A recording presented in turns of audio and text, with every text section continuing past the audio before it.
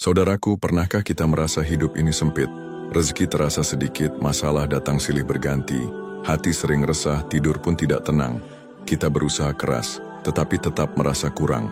Tahukah Anda, boleh jadi bukan karena kurangnya harta, bukan karena minimnya kesempatan, bukan pula karena beratnya cobaan, tapi karena kita lupa satu hal yang paling mendasar.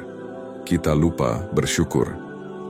Padahal Allah telah berjanji, jika kamu bersyukur, pasti aku tambah nikmatku kepadamu. Namun jika kamu kufur, maka sesungguhnya azabku sangat pedih. Al-Quran Surat Ibrahim 7. Maka hari ini, mari kita renungkan bagaimana cara agar hati ini selalu penuh syukur, sehingga hidup kita lebih tenang, bahagia, dan berkah bersama Allah Subhanahu wa Ta'ala. Alhamdulillahirabbil alamin. Segala puji hanya milik Allah, Tuhan semesta alam, yang telah memberikan kita nikmat tak terhitung jumlahnya. Nikmat hidup, nikmat sehat, nikmat iman, nikmat Islam, nikmat keluarga, dan ribuan nikmat lain yang sering kali kita lupakan. Shalawat serta salam semoga selalu tercurah kepada junjungan kita, Nabi Muhammad Shallallahu Alaihi Wasallam, teladan agung dalam syukur, sabar, dan keteguhan hati. Saudaraku yang dimuliakan Allah, tema kita hari ini adalah tentang bersyukur. Sebuah tema yang sederhana, tapi sesungguhnya ia adalah pondasi besar dalam kehidupan seorang mukmin. Syukur bukan sekadar ucapan alhamdulillah di lisan, tetapi sebuah sikap hidup, sebuah cara pandang, bahkan sebuah jalan menuju kebahagiaan dunia dan akhirat. Tanpa syukur, manusia akan selalu merasa kekurangan. Tetapi dengan syukur, kekurangan pun terasa cukup, kesedihan pun terasa ringan, dan ujian hidup pun menjadi sumber pahala. Makna bersyukur. Syukur secara bahasa berasal dari kata syakara yang berarti menampakkan nikmat dan mengakui kebaikan. Dalam istilah syariat, bersyukur berarti mengakui nikmat Allah dengan hati, memujinya dengan lisan dan menggunakannya dalam ketaatan kepadanya. Maka syukur itu mencakup 3 hal. Pertama, syukur dengan hati. Menyadari setiap nikmat berasal dari Allah, bukan semata hasil usaha kita. Kedua, syukur dengan lisan, mengucapkan pujian seperti alhamdulillah, menceritakan nikmat Allah tanpa sombong. Ketiga, syukur dengan perbuatan, menggunakan nikmat untuk kebaikan, taat kepada Allah, bukan untuk maksiat.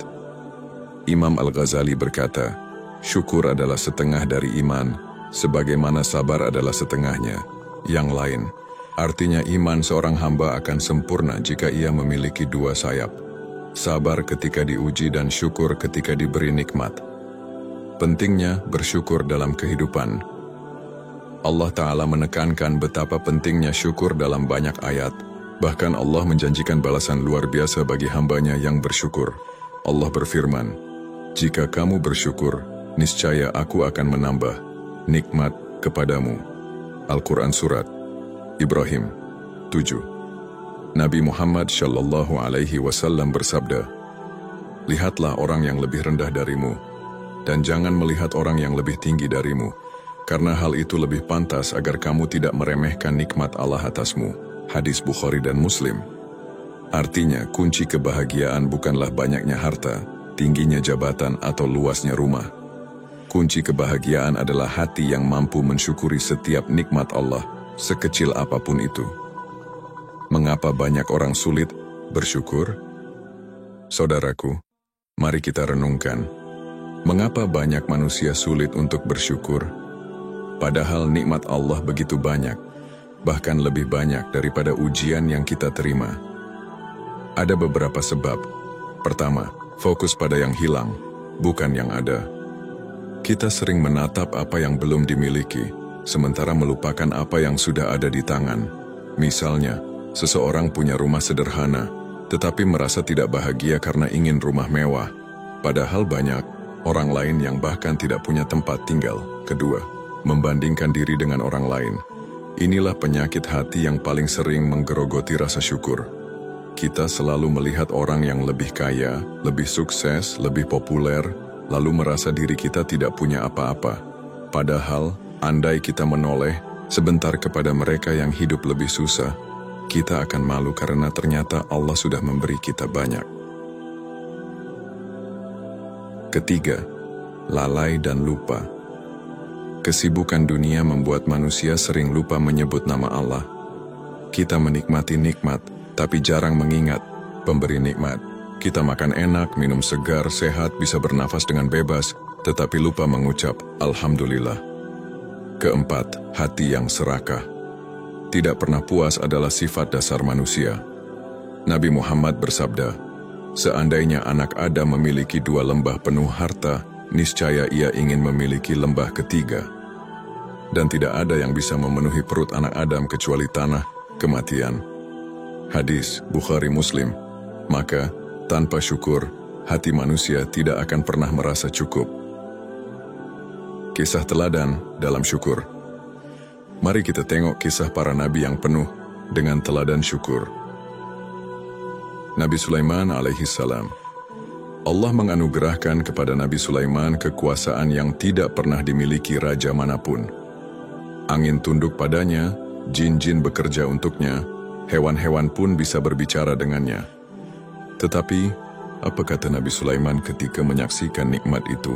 Ini termasuk karunia Tuhanku untuk mengujiku. Apakah aku bersyukur atau kufur? Dan barang siapa bersyukur, maka sesungguhnya dia bersyukur untuk kebaikan dirinya sendiri. Al-Quran Surat An-Naml 40. Subhanallah, seorang raja besar pun sadar bahwa nikmat hanyalah ujian. Ia tetap rendah hati, tidak sombong, dan selalu bersyukur. Nabi Ayyub alaihi salam.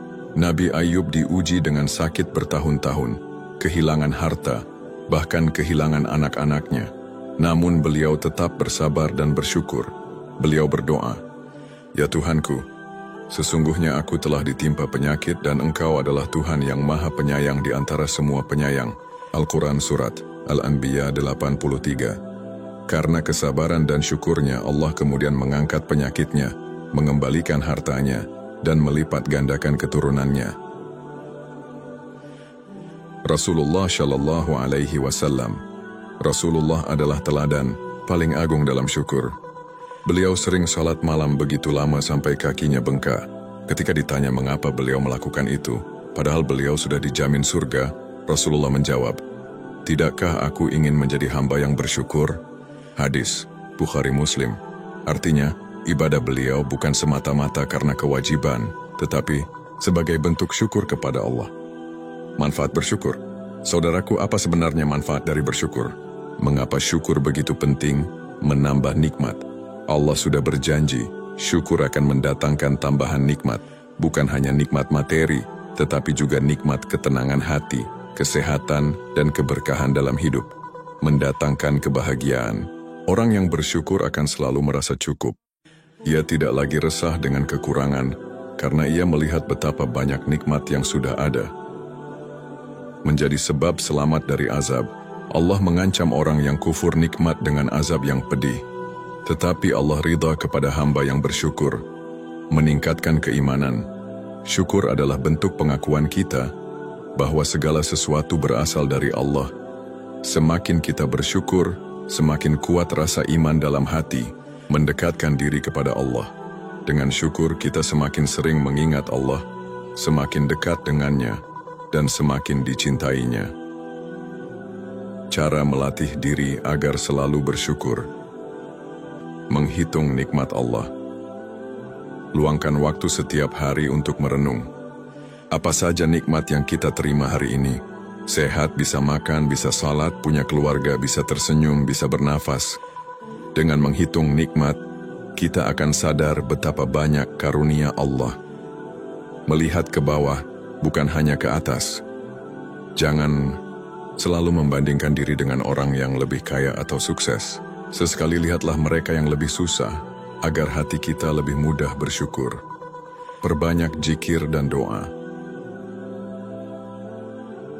Ucapkan Alhamdulillah setiap kali mendapat nikmat, sekecil apapun.